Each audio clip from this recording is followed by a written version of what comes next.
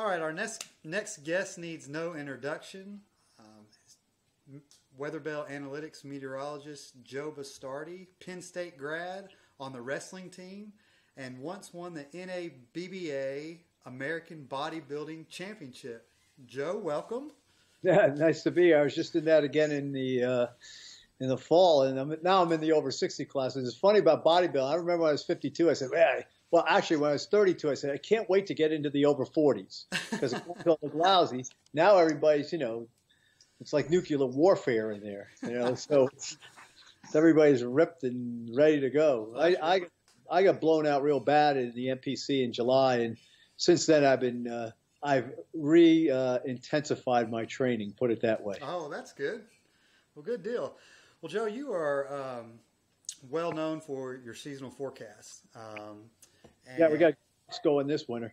Yeah, well, I was a hero up till January 10th, and I've been confronting that. I didn't mind the thaw. I mind this upcoming week is not what I thought was going to happen. From when I looked at this whole thing, I thought that once we broke the thaw, we go the other way, and the Julian oscillation going strong into 5 and 6 and running this is really resisting the cold that's in Canada now. But that being said, it's kind of funny because I've been writing on this, and I feel all alone out there now because people, it's getting late in the season, and it's funny. The way this stuff works is I try not to pay too much attention to the blogs. Usually I hear it from other people, right? But we were way ahead of the game if you look at where we were January 10th. Now, on January 2nd, we put out this big thing. A big thaw was coming. And I started analoging it to 1967, which was the greatest thaw of my life in New Jersey, because I remember coming home a couple of days, it almost hit 70 in Atlantic City. We're not talking about 70 with a cold front coming through. We're talking west-southwest winds and the sun out, and there's another day of 70 coming, right? So So I looked at it and said, wow. It's pretty cool because Joe DeLeo had 66, 67 analogued in there. And Tom Downs, who is the perpetual forget about forecasting any winter in December machine because of that, all the warm water in the Atlantic. We were all in agreement that we would be taking it colder February into March. So I had no problem with that thaw. Now, when the thaw was coming, I knew, okay, well, this is going to put the temperatures way behind for the winter, but we come out the other end and rally in February. And I did not in the least bit count on such an amped up MJO into the warm phases, but it's running very quickly back toward 8. So it makes it very, very interesting in what's going on. One of the things I don't do, Charles, is flip forecast around. I am not someone, the model says this, I'm going here or there. And it's a very interesting pattern in Europe, for instance. I don't know if you get the site or, showing how out of nowhere on February 10th, the whole pattern just changed in Europe. By that, I mean the European had no idea what was going to happen. Then 3 days later, Europe's frigid for the rest of February. And that's fascinating because I'm one of our clients over there. He is a weather fanatic, and he's one of these guys where, you got people out there, well, you don't have a degree in meteorology, you don't know what you're doing, and right. They're uppity like that. I'm not like that at all. I've seen some great forecasters don't have a degree in meteorology, and this guy's one of them. And we've been talking about this. It was, analoging 2013 in there. Europe turned frigid in 2013 February in a similar situation to this. Now, the United States turned colder, but not that cold. It waited till March to go crazy. And I'm wondering about that because when I looked at sea surface temperatures off the off the west coast of the United States, they're similar to 2013 and 1960. And 1960, it's astounding. Hindsight's 20/20, but that cold tongue that's in there now. One of the ideas I had before the winter was that it was not going to work its way in as far east as it has. So we got to deal with what we are now, but both 60 and 13 had a similar cold tongue sitting right in there, and they were just brutal in March. And one of the things we've been emphasizing also is that the end game would be like last summer. Last summer just kept going and going and going. Now, that was easy to see. But February 7th, we put out a forecast last year that said the summer's going to start a bit late, but it'll be an endless summer. In fact, in May, I was the Washington Post. They asked me how many 90-degree days in D.C. I gave them 60, and they wound up with 58. So we knew, and a lot of them came in September. Yesterday's glory can't help you today. But the point of the matter is we are displaced a bit, and I still believe with the MJO going into 8, 1, 2, and 3, I think down the road, the AO, the NAO, we're finally going to line this thing up. And the way the weather has been acting, and we tried to explain this before the season, that the forces at work are not nice. They do not argue nicely with each other. There's a wickedly cold or wickedly warm or whatever's going on. And they're not arguing nice now at all. But what is your foe in the early season can become your friend in the late season. Now, we've seen that in several winters. In 13, 14, 14, 15. It's interesting. People say, Bastardi has a cold bias. And they're right. When the winter's warm, like this winter and last winter, a cold bias. And, of course, no one was complaining after the blizzard hit in January. We forget about December, right? But then when things don't turn out right, and that's good. I often argue with some of the academics I know that what we do, and all you guys out there do, this is the bare-knuckle peer review group, all right?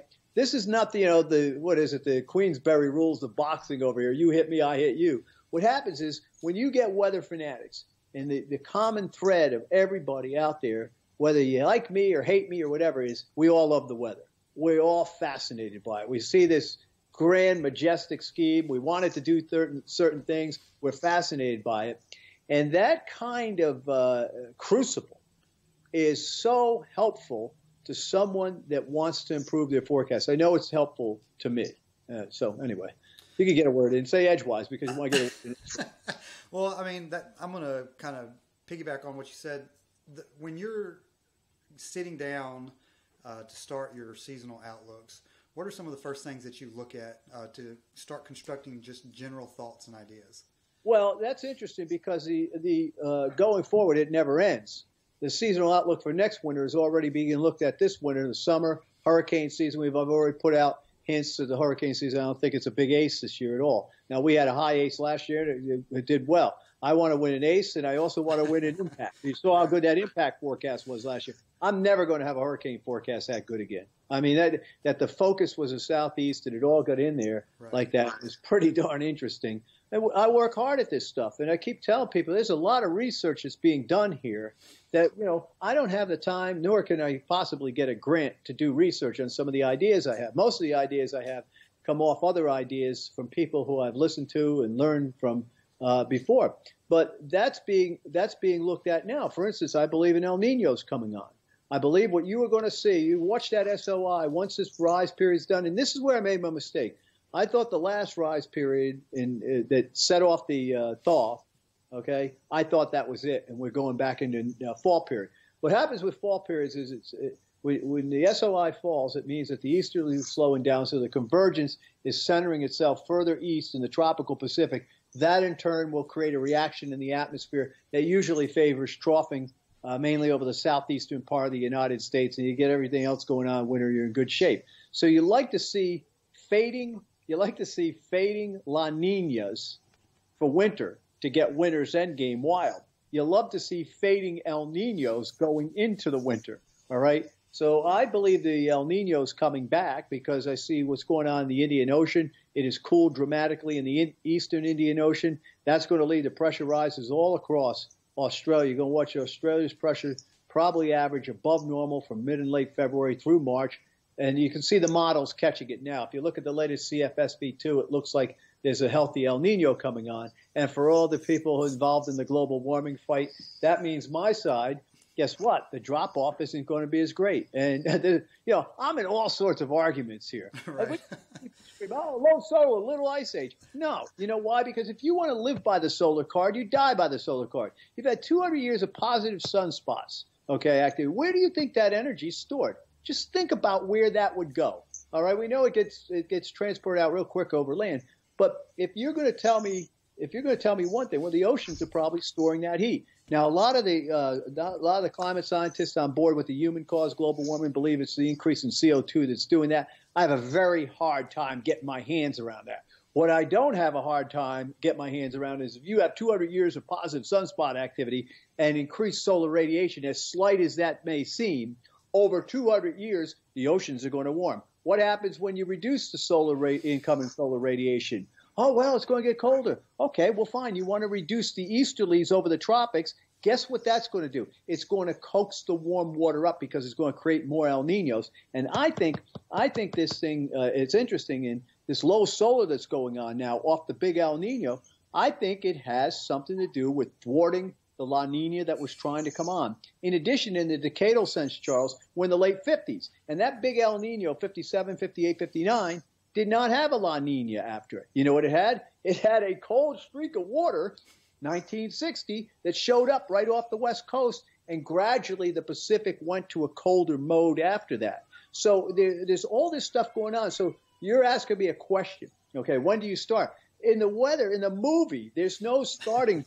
It's just going on with input coming from all different directions. And see, I use people as input sources, okay? I tell people I'm a strong believer in our Heavenly Father, and God puts angels on the earth, all right? So if you talk to people left and right and you watch what people are saying, and this guy sees this guy sees that, and if you're willing to go, okay, I see what he's doing, I'm going to go look at every thread off that, guess what's going to happen? You have a chance to be right. That doesn't mean you're going to be right. It means you might have a chance to be right. And listen, there's two ways to be right. You can say, yeah, for instance, my son and I argue about snow all the time. What's your amount on this storm, Garrett, the other day when the Clipper was coming through? So he said 1.3. I'm not busting. Why? Because it doesn't snow here anymore, Dad. I told him 3 to 5 a few days before. Why? Because the thickness was going to be under 528, and the Vortmax were cutting south to State College. That's a good setup for that kind of snow in State College, right? So if he was right, and if he was right simply because he said so, I don't consider that being right. You understand? He didn't look at anything, right? Now, persistence does have something to do with it. Well, how bad our snow season's been. I know down in Alabama, okay, well, it's just snows 1 inch. That's awesome, right? That's right. Up here, it snowed. It was beautiful, 5 inches, right? And the west wind comes in. The west wind comes in, it's like a mini Chinook over here. What was killing me was, okay, for you global warming people to say, aha, Bastardi. Well, guess what? I had never seen, the thickness was 525 here. West-northwest winds, usually it's 29, 30 degrees when that happens, right? I mean, if it's an Arctic air mass and 528, we're down in the teens here. It's like 37 degrees. So it's down to 1.3 inches anyway. So he thought, look at that. There's no snow on the ground. I told you, right? Right. You mentioned a little while ago about people who you've learned from over the years. Who would you say your biggest influence is? Off the top, my dad. Right. I mean, because it's kind of funny because I said to Jess once, I go, my dad's still my hero. If he told me to go to my room, I would. Right? I always wanted to be Superman when I was a little kid because my dad was so strong. Now, I didn't get his genetics, okay? I wasn't adopted or anything, but I didn't really get his genetics. He's a Sicilian, and my brother's got more Sicilian than me. He could throw a football 70 yards. He quarterback to Delaware, and all this other stuff goes on, right? But I got I got my mom's stubbornness. I'll tell you that. My mom can sugarcoat someone to death. By that I mean she's never mad. She's always sweet, but she has this will and this way. She will probe every single angle, especially if she wants to get to eat her cheesecake, which is not hard to do. But my dad would say things to me, and then they'd happen. And, even when we were in Texas, the 2 or 3 times it snowed in Texas, he told me a couple of days before it's going to snow. So he made me a hero, right? And plus, he would take me everywhere he went, like to the weather station or Aggie football game. And let me tell you something. I learned about being loyal when I was a little kid because I don't think won 10 games in 4 years back then, right? It's easy when you're an Alabama fan. I came up here at Penn State. They're expecting to win by 50 points every time they're up. I go, you don't know what it's like to suffer, with right.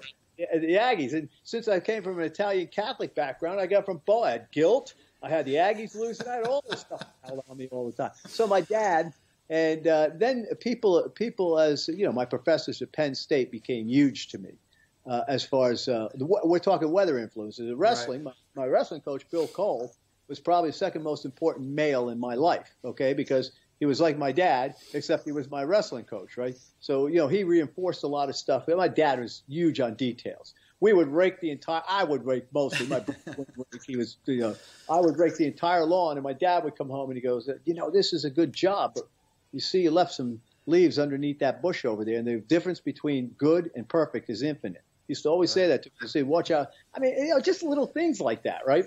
So, John Kerr, Penn State, Vince Olivero, who was he was a patron saint of guys that were flunking out of Penn State. They'd give him all the flunkies. He'd be the advisor, and he'd pull us out somehow or the other, okay? So you get those guys, and then, I worked with the New York Yankees when I was at AccuWeather. Let me tell you something about AccuWeather, okay? I left there. I had to leave, okay? That's all I'm going to say about that. But AccuWeather, it's the industry today. A lot of it is because of Joel Myers. And people go, a lot of people say this and that, and I go, this guy was being laughed at. Everybody says, "What are you, crazy? Pay for a weather forecast when you get it for free?" You realize what that means? How good those guys had to be by that. And I don't know what's going on today or anything else, but when I was there, when I got there, it was like, I wrestled at Penn State, and I was in the wrestling room with some unbelievably great wrestlers. Well, guess what? These guys, as far as the weather went, where everybody's good, it was like I was on the New York Yankees. And the difference was with me, though, is I was a little more rough around the edges, as Tom Petty would say, so I'm born a rebel, right? And they were a little bit more proper than I was. So it led to some interesting things. And my way of learning is constant confrontation. The great philosopher Saul Alinsky, right, says no progress is made without conflict. And I agree with him up to that point, and then I don't agree with anything else after that. Okay, well, once I got what I want, no one's allowed to conflict with me. But conflict leads to progress. It's that nature. If the atmosphere does not resolve differences unless there's some kind of a fight. And that's what I get a kick out of. Everybody's going, global warming and this and that. And I'm looking, I go, do you understand that the planet is designed to fight itself? Right. I mean, really, that's what goes on. So you get today, those guys at AccuWeather, the whole bunch, Joel Elliott, Joe Sobel, John Cosette. I mean, I could just keep naming them one after another. Ken Clark, who's I don't know if you follow stuff on the West Coast. I used to argue with Ken Clark night and day. And he was a shorter guy, and I used to say, this guy should have wrestled. What the heck was he doing?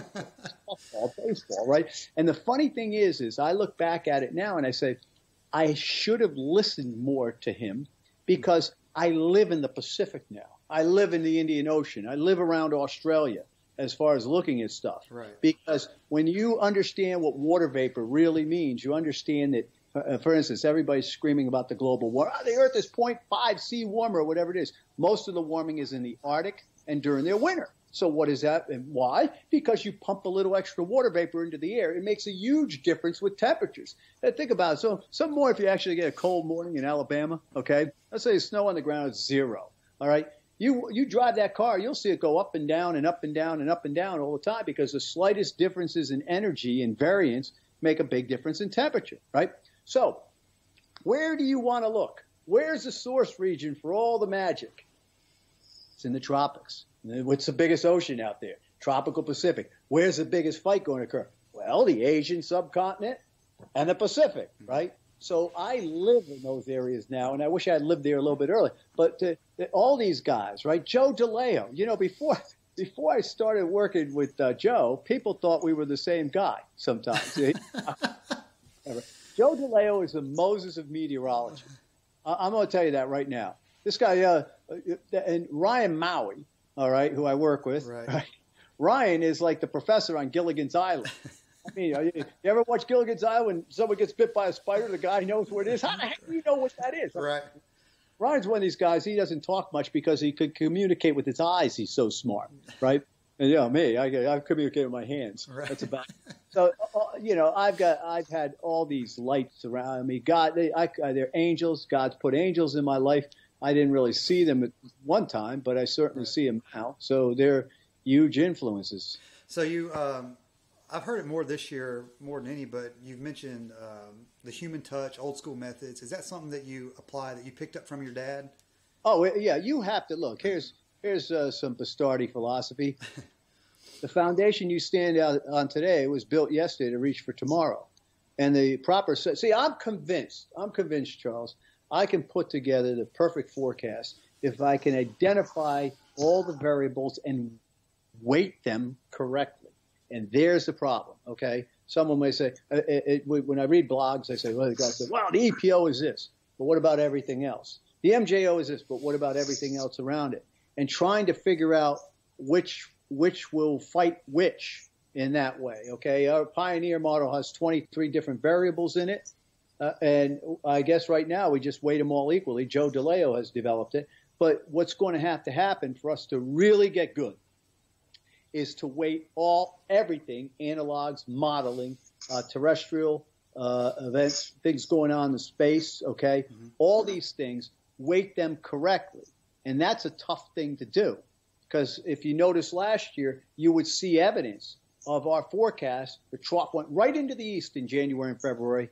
But what happens, pressures were lower than what I thought across Canada, so you would be getting these troughs into the east, and all of a sudden, bang, the westerly, the El Nino signal would take back over again for the Super Nino. It was a very different Super Nino. People say, oh, 97, 98. No, it wasn't. 97, 98 was cold in November and December and just disappeared in January and February. You could, with the blizzard last year and the fact that I tell you what, last year, freakiest weather event I think I've ever seen actually occurred. A Super Nino, it hits -1 in New York on February 14th with no snow on the ground. The last time it had hit below zero in New York was 1994, right? Now think about it. There's no El Nino going on, and that was a winter that we had paralleled 13, 14 to 93, 94, 17, 18. So I'm convinced that it's a matter of hitting the right weights, and I'm not talking about model blends here. Okay, like a 20% this, 20% that. Okay, for instance, you're seeing the MJO just take over now, right? So what happens is, I'll give you an example. You look at the GFS ensembles, day 10, strong trough now, north-south, right along 80 west, right? You look 7-8 days ago, wasn't there. But the MJO it was forecasting was into 8, so where should the trough be? On the eastern seaboard. Day 15, it's still strongly in 8. How come there's no trough on the eastern seaboard? Something's funky. So what happens is it raises red flags. When I thought this week would continue to progress colder, I was looking at the MJO and said, well, it's not getting out. I call it the guinea pig cage, that little null circle. And it wasn't getting into 5-6. It gets into 5-6. Bang. What the resistance is Big Ridge over the central part of the United States. It counters the cold shot. So the question going forward, now you see this is weighting, okay? So, another Tom Petty, the weighting is the hardest part, but it's a different weighting, right? But they're talking about a different kind of weighting here. So that's what I think where my weaknesses are. And analoging is part of the entire package. You don't throw the model out, the model's input, right? So you have that, you have this, you have this, you have that. I had someone say to my wife one time, where I used to work, say, the problem with Joe is he looks at the weather too much. And I was like, I would rather lose because I overtrain, not undertrain. Right. Okay. And I have overtrained before. But what happens is there's some value to that. Okay, it served me well in Sandy. I had the maps in front of me because I had Hazel and I had my father talking about his legendary shortcut storm from when I was a little kid. The shortcut storm only showed up when he had a couple of glasses of wine. He'd go, look at this track in 1933 or 1903, okay? Look at how it took the shortcut right into the Jersey Shore, right? So, and then Hazel was part, when I was a kid, I didn't know about the Three Little Bears. I knew about it, Carol, Edna, and Hazel. I mean, once upon a time, there was an African wave, and no one gave it any credit. Came across, developed in the Bahamas, and that's Carol. But what happens is, so I had these maps in front of me. I was doing insurance talks called the Philadelphia story about how Philadelphia could go underwater from a hurricane. If Category 2 or 3 hits at the mouth of the Delaware Bay, shoves the water up the bay while the flood is coming down, right, from the rains, it intersects over Philadelphia. Now that's not so far-fetched. So you see what happens is some of the stuff that you're looking at has always been there. You may say, well, it's in your imagination, but it was my imagination create the 1938 hurricane or the Labor Day hurricane in 1935. No, these things have happened. And so when you go back and you look at the past weather, you can see the way you can get carried away jumping on one thing in the face of other things. So on the flip side of that, technology has evolved so much over the last 2 decades. How has that influenced, we just talked about the old school methods and applying those. How has technology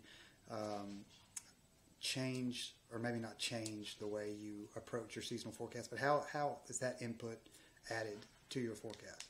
Well, we've got to weight it in there and see what makes sense and what doesn't make sense. And you take a look. If some say, well, the European hit this or the GFS hit it. If you look at some of the preseason forecasts, they were switching every month. What does that tell me? That means there's a lot going on and there's a fight going on. That they just weren't going to fight nice. But you can't beat what's happening with technology. But look, anything, it's kind of funny. There's a saying I say with my kids: there's a value to an obstacle. Don't go around an obstacle because you won't learn the lesson that the obstacle is supposed to teach you, right? And what happens is modeling, and model means very comforting. But, if you're in there with the rest of everybody else, you're just going to be like everybody else. Now, here's a secret.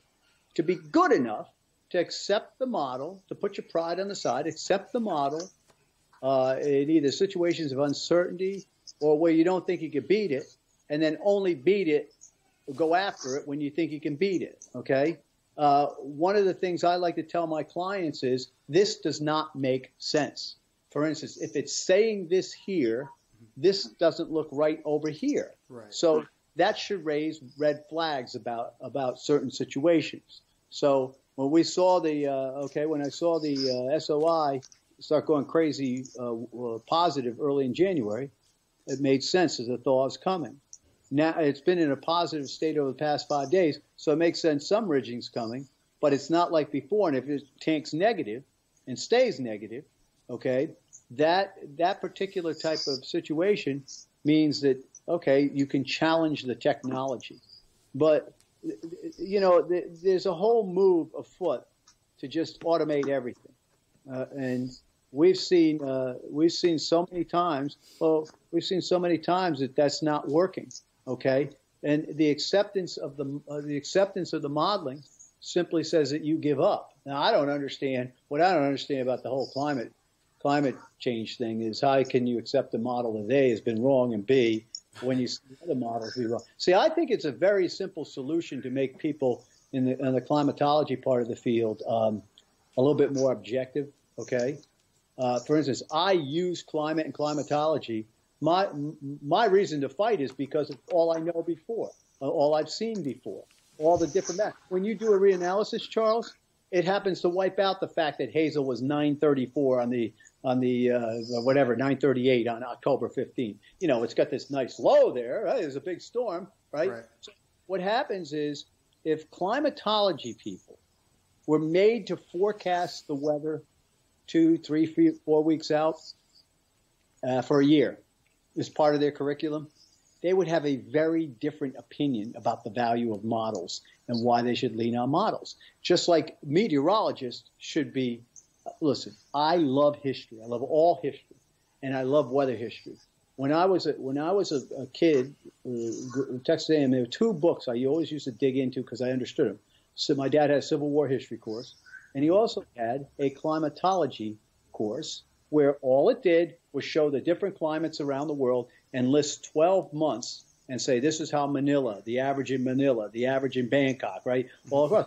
What happened was I loved this stuff. I ate this stuff up. And when I got to Penn State, my climatology course, that's all the tests were. I aced all the tests because of, when you're eight years old, you can understand that stuff. Right. It's not math, it's not physics, and the whole bit that was going on.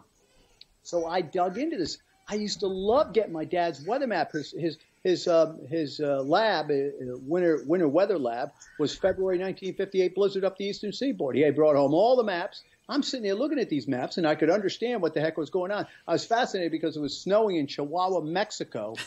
The short wave was coming through, right? And I said, look, it's snowing in Mexico, right? So I love that stuff as much as I love prognosticating. I love looking at what I call threads, going back and look at the way the weather worked day to day, 2, 3, 4-day increments, right? Like I look at 1960, a trough went into the Southwest in February 1960, and then everything just congealed over the eastern part of the United States for the first 2 weeks of March. The coldest front 2 weeks in recorded U.S. history, March 1960. That part of March. So you use that stuff and you hook it in with the modeling. But who's willing to do that work and take the risk of doing all the work and then being wrong? That's happened, And, Right. But it reminds me of it. It's like they think I don't see that I'm wrong. Right. You realize what kind of price you pay on a personal level when you worked weeks to set something up. Mm-hmm. And it's like a dog. You throw the dog the ball, he's coming back. Just as you go to reach to get the ball from the dog, he takes off and wants to chase. I mean, it's unbelievable. Storms that come right to your doorstep and then fade to the south and things like that. Right. So, you've got to have a pretty thick skin. And fortunately, I got beat up enough in wrestling that I can get by the weather. And I don't like it. I hate losing. Right. But get back up again and come back as best you can. Right. Well, that's fascinating stuff, Joe. We really appreciate the time that you gave us today. Before I let you go, I got to ask you one question, and that is, who do you have in the Super Bowl? It's kind of weird. I'm probably like you. I am so into college football. Yeah. I mean, and we walk around. We got some Clemson fans that I know. I say, they were number one for 1 second. Right. Right. Look, I got to tell you something. There are 3 games, the 2 playoff games that were around that time, and Clemson and Alabama is probably the best game I ever saw. And the Bama was always my 3rd favorite team. I'm not just sucking up to you, but the Bear was I'm an Auburn fan, so no sucking up here. Really? Yeah. I like Auburn too. I like all football. I think the Big Ten is the toughest conference. I'll tell you why. We got to play in all 4 seasons. And if you try to run some of those offenses in the South up here in November. See, I'm always saying, okay, we want to play Alabama. Let's put them into Beaver Stadium the week of Thanksgiving. Instead of Michigan State, we have a Southeast you know how they have that basketball thing, like Southeast Conference versus Big 12 or something? Well, why don't we do a Southeast Conference versus Big 10? 1 year, we bring people north, right? Another year, we'll go down south and play you. Okay, we'll play you at September 1st, but you got to come up here and play us November 26th. So you guys can go play, we can go play Michigan at Ann Arbor, which is like, with my luck, there'd be a big thaw, it'd be a record-breaking war. But I think Atlanta is they're just machines. I mean, I am really impressed by them from what I've seen. But you can't rule out the Patriots or whatever. Sure. So that's a forecast. Well, what's your forecast? Well, let's see. Atlanta might win and the Patriots might win. It all depends on the weather. I'll take Atlanta. All right. Well, Joe, we really appreciate it. And this is Joe Bastardi from Weatherbell.com. Go to their site, sign up, read his blogs and his videos. Great stuff, Joe. Thank you. You don't have to read my stuff. Just go look at the maps. They're better. And let me just say one thing. Okay, I'm sorry. If I could have wrestled the way I talk, I would have been a national champ. Enjoy the weather. It's the only weather you got. Take care, Joe. All right. God bless you. Bye-bye.